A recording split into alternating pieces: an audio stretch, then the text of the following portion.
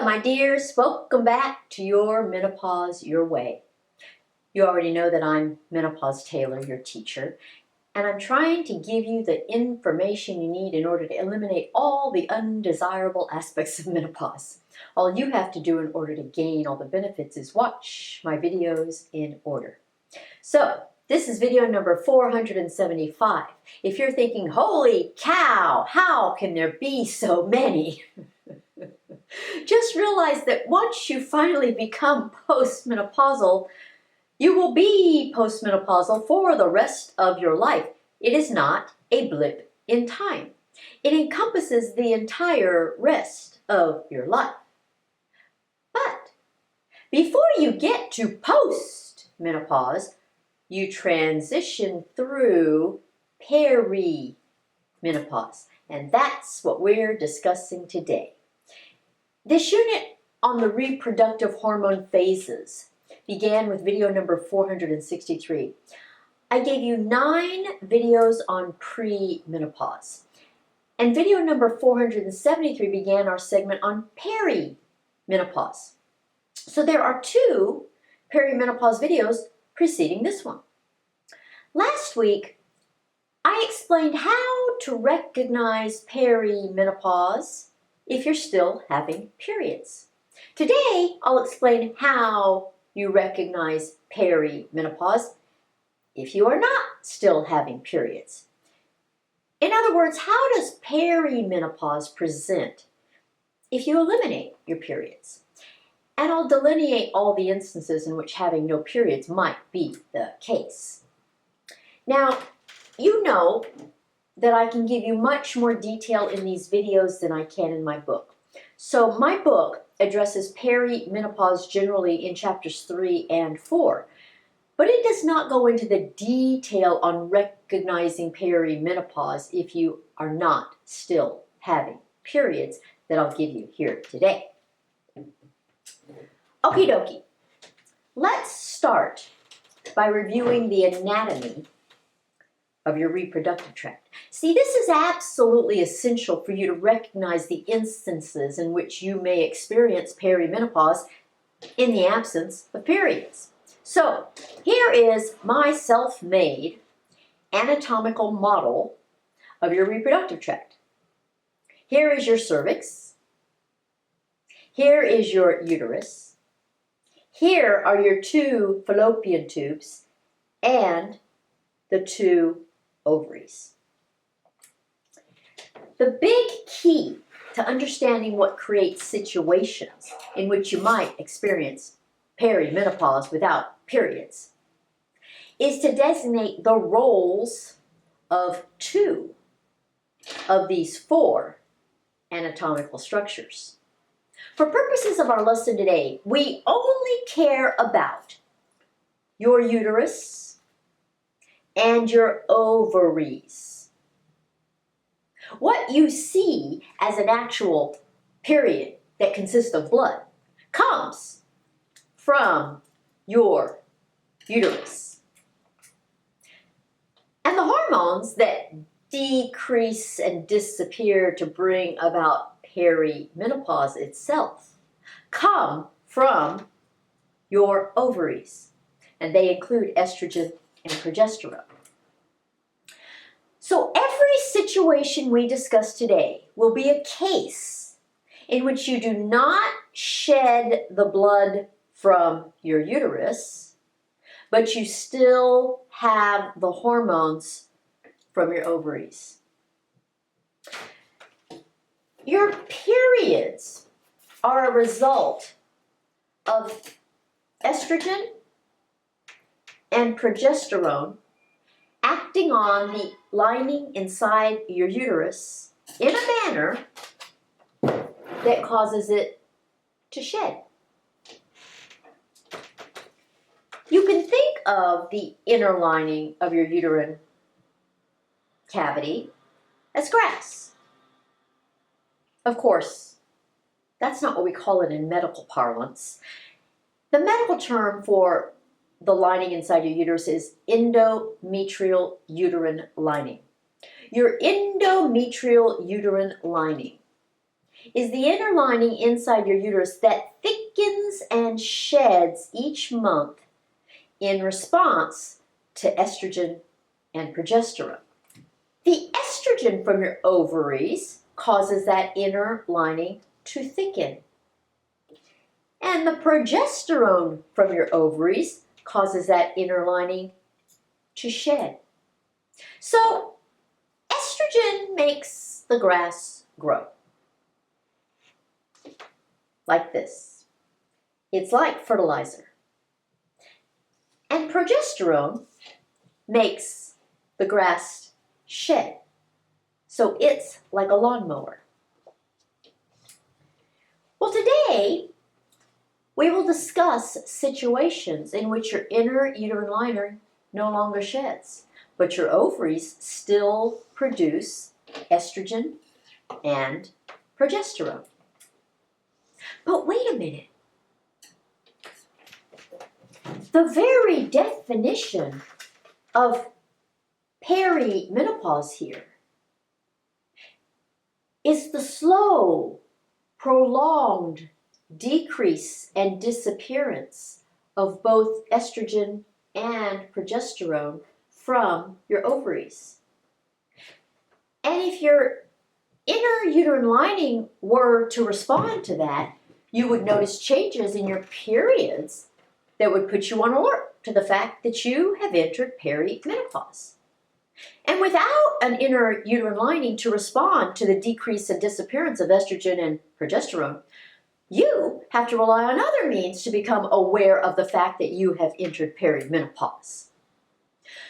So we will discuss the situations in which you need to recognize the slow, prolonged decrease and disappearance of both estrogen and progesterone from your ovaries without the decrease and disappearance of your periods to help you. So, every situation we address today will consist of one in which you still have one or both of your ovaries, and your ovaries have not yet completely stopped producing estrogen and progesterone. But for whatever reason, your inner uterine lining is unable to respond to estrogen and progesterone, regardless of how little there is. Obviously, if your ovaries have completely stopped producing estrogen and progesterone, you are dealing with post-menopause, not peri-menopause. So that's a different topic altogether. So let's start by setting the stage for the situations in which you might not have periods. And I'll divide them into categories for simplicity. The categories are progestin-only birth control, estrogen plus progestin birth control, recent pregnancy, breastfeeding, continuous HRT, medication side effects, surgical absence of periods, previous treatments, and disease.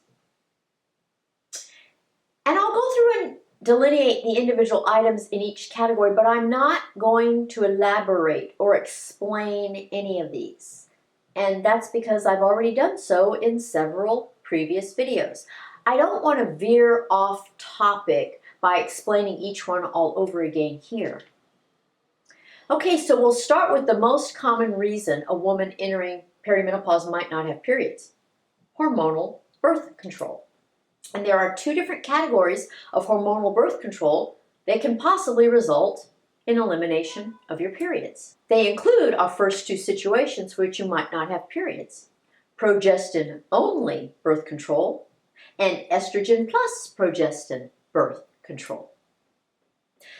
The progestin-only birth control options that can cause elimination of periods include all the following: a progestin intrauterine device, or IUD, a progestin implant like Norplant, Nexplanon, or Implanon, a progestin shot called Depo-Provera, and a progestin-only birth control pill called the mini pill. The second most common cause of period elimination is estrogen plus progestin birth control.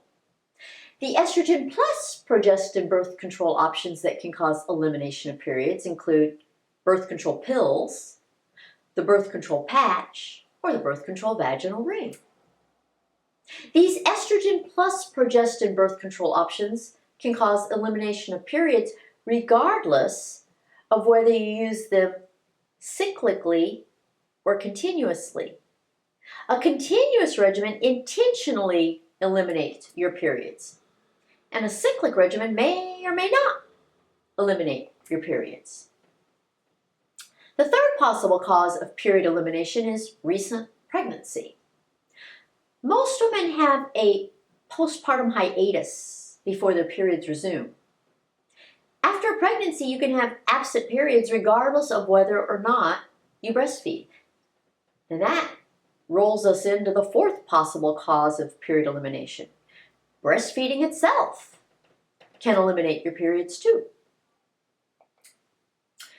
The fifth possible cause of period elimination is continuous hormone replacement therapy. This involves taking hormone replacement in a manner that intentionally eliminates periods. It consists of taking the very same dosage of both estrogen and progestin every single day and never ever skipping a day. The sixth possible cause of period elimination is a surgical procedure that results in no periods.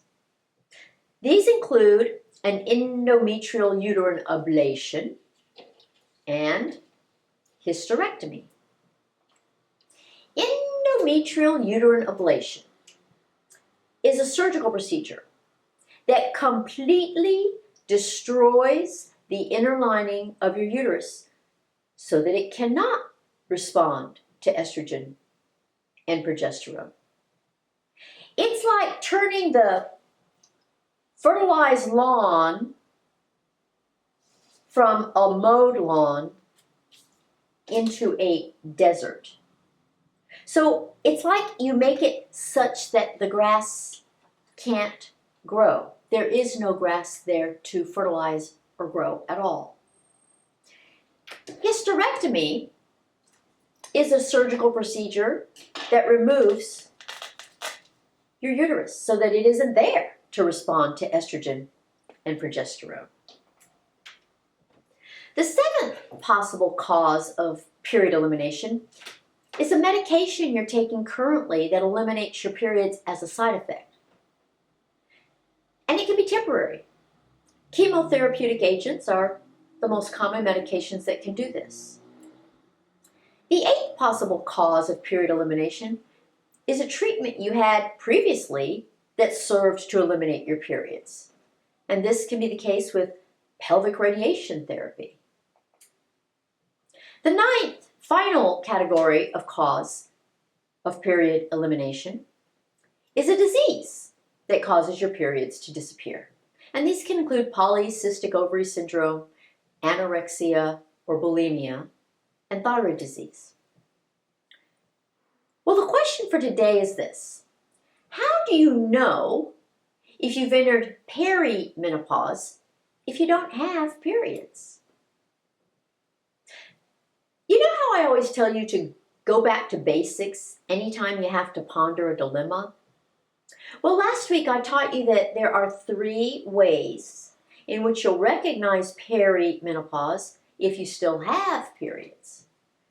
1, you'll have no symptoms but start having less predictable periods.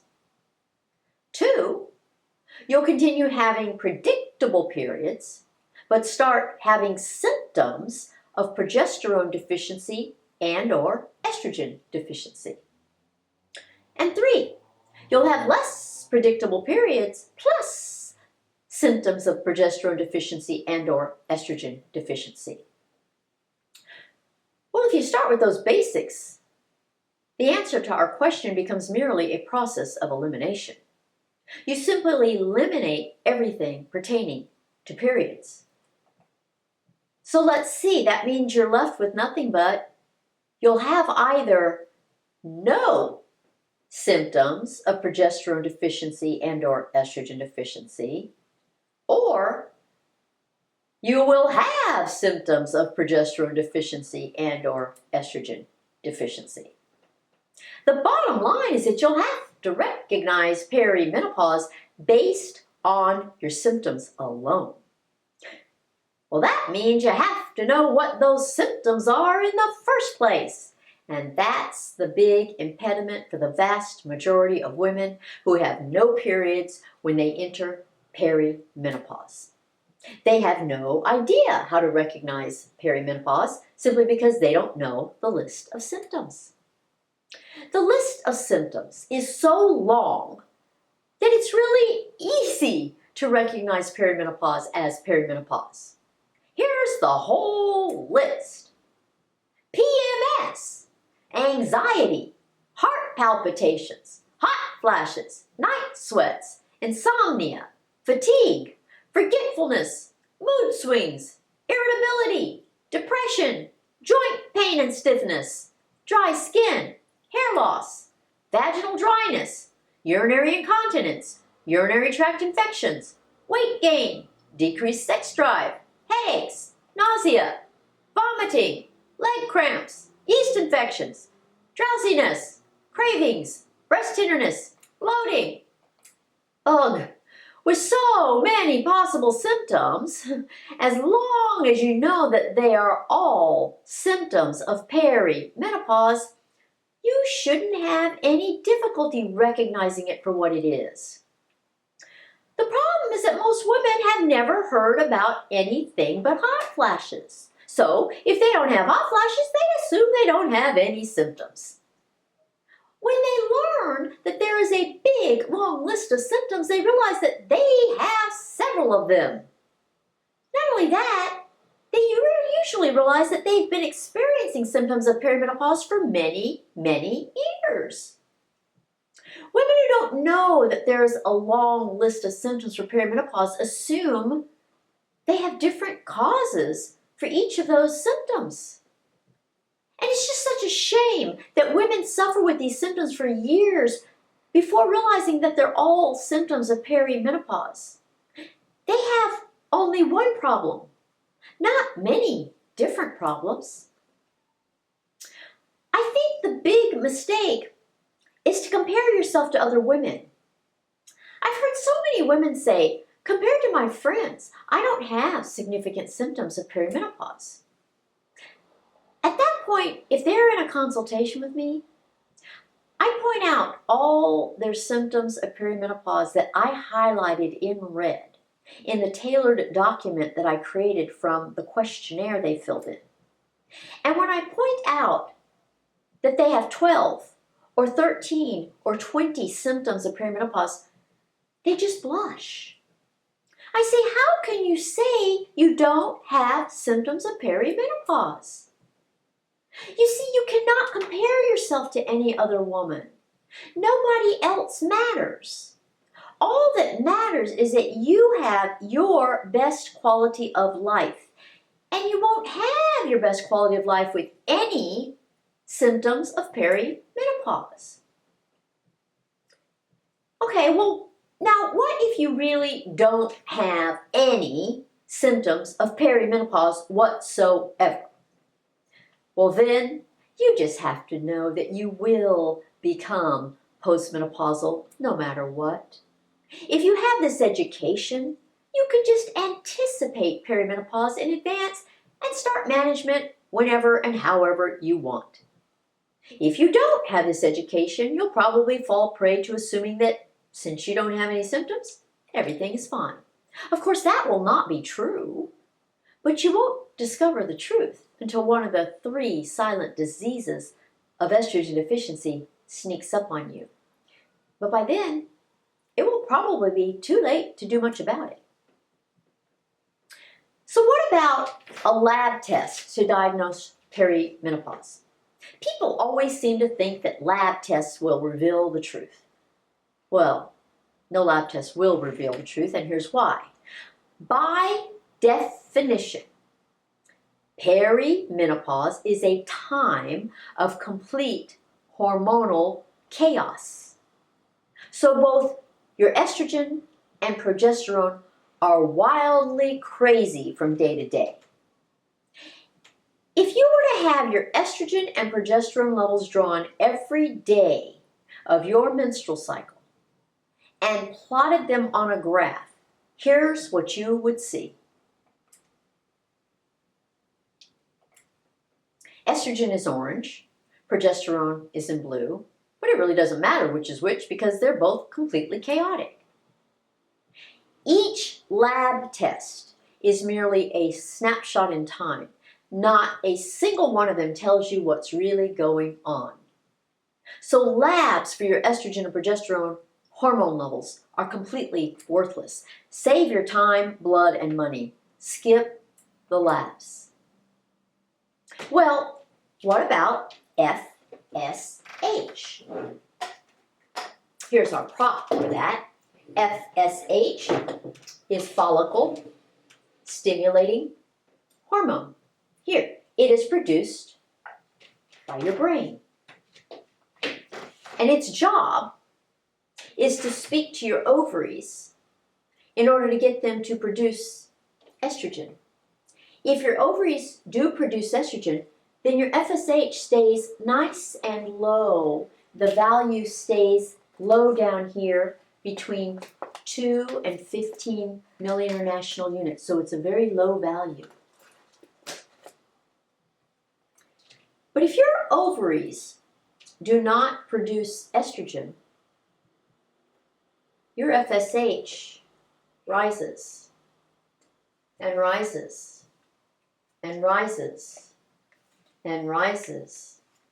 So at post-menopause, your FSH levels rise to over 30 milli-international units per milliliter, and the FSH stays high for the rest of your life. But it doesn't stay high until you reach post-menopause. And we're talking about peri-menopause. So for the 2 to 10 years of peri-menopause, your FSH is crazily chaotic from day to day. If you were to draw your FSH level every day or every week or every month during peri-menopause, it would look like this. Remember, your FSH is reacting to the behavior of your estrogen. If your estrogen is chaotic, then your FSH is chaotic. And there is nothing linear or predictable about any of this. It just doesn't make sense to rely on an unreliable lab value. Each lab value is a snapshot in time, but your life is a collective result of all these values. Your FSH and your entire life are in complete chaos. So it is completely unnecessary and illogical to utilize labs to diagnose peri-menopause.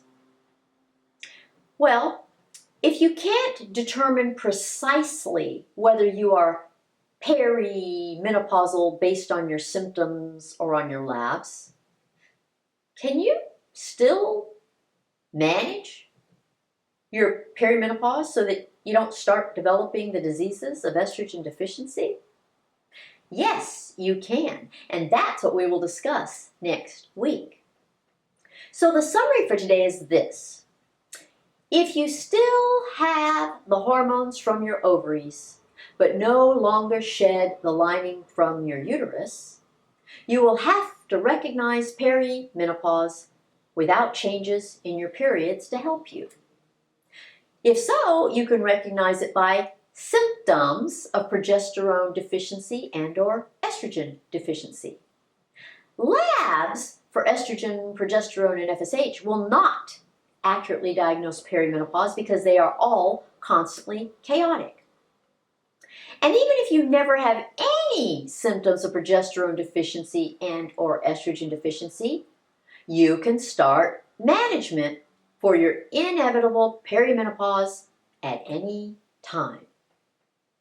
If you want me to help you with deciphering whether or not you've entered perimenopause, all you have to do is schedule a consultation with me at menopausetailor.me. The goal is to always be ahead. And you can only get ahead by recognizing perimenopause early. Then you can manage it any way you please. But at least you'll know what you need to manage. I sure hope you take a second to subscribe to my channel and newsletter, and don't hesitate for a second to follow me on social media. And this is where I'm going to stop today, and next week I'll teach you how to manage perimenopause. Bye for now!